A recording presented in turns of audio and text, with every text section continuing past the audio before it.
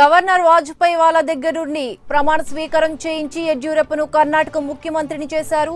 CM పదవి బాధ్యతలు చేపట్టిన తర్వాత తొలి సంతకంతో 56,000 కోట్ల రైతుల రుణమాఫీలు చేశారు. కానీ ఆ ప్రమాణ స్వీకారం చేసినంత సులువు కాదు ప్రస్తుతం ఆ కుర్చీలో కూర్చోవడం.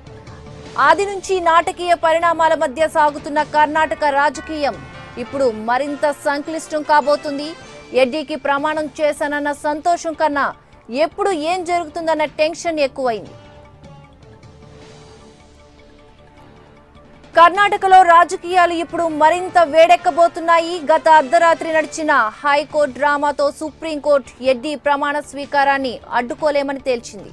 కానీ బీజేపీకి మద్దతు పలుకుతున్న ఇతర పార్టీలు స్వతంత్ర ఎమ్మెల్యేలతో కూడిన జాబితాను తక్షణం తమ ముందుంచాలని ఆదేశించింది. ఆ జాబితానే బీజేపీ ఈరోజు సుప్రీంకోర్టుకు అందించనుంది. ఆ జాబితాలో 104 మంది బీజేపీ ఎమ్మెల్యేలు కాకుండా ఇంకెవరున్నారన్న విషయం బయటపడితే కన్నడ నాట రాజకీయ ప్రకంపనలు చెలరేగడం ఖాయం.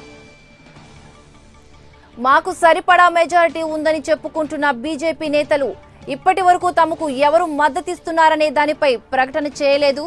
ఒక స్వతంత్ర ఎమ్మెల్యే మాత్రం తను బీజేపీకి మద్దతు తెలుపుతున్నానని వెల్లడించాడు.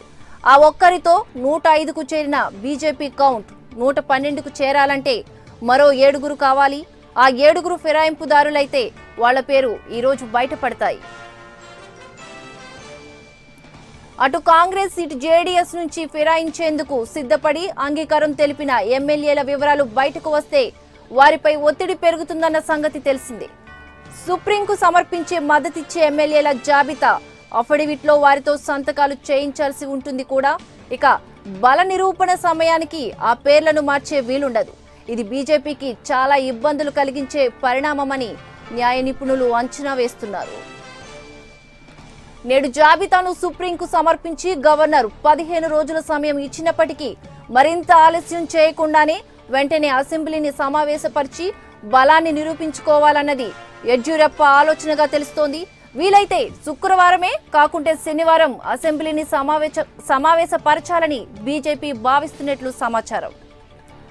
యడ్యూరప్ప ప్రమాణ స్వీకారం చేయడాన్ని తప్పుబడుతున్న కాంగ్రెస్ జేడీఎస్ నేతలు కర్ణాటక అసెంబ్లీ ప్రాంగణంలోని గాంధీ విగ్రహం ఎదుట ఆందోళనకు దిగారు. ప్రజాస్వామ్యానికి తూట్లు పొడిచారంటూ ఆగ్రహం వ్యక్తం చేశారు. సరిపడా బలం లేకుండా ఏర్పడిన బీజేపీ ప్రభుత్వం బల నిరూపణ సమయంలో ఖచ్చితంగా వీగిపోతుందంటున్నారు. ఈ సమయంలో బయట వినిపిస్తున్న ఊహాగానాల రీత్యా కాంగ్రెస్ ఎమ్మెల్యేలు బీజేపీకి మద్దతు పలికితే పరిస్థితి మరింత వేడిగా మారతాయి. అభ్యర్థులపై ఒత్తిడి విపరీతంగా పెరగొచ్చు, లేదా వాళ్ళు రాజీనామాలు చేసి ఇండైరెక్ట్ గా బీజేపీకి బలాన్ని చేకూర్చవచ్చు. చూడాలి సుప్రీంకోర్టుకు ఎమ్మెల్యేల జాబితా అందిన తర్వాత కన్నడ రాజకీయాలు ఏ మలుపు తిరుగుతాయో.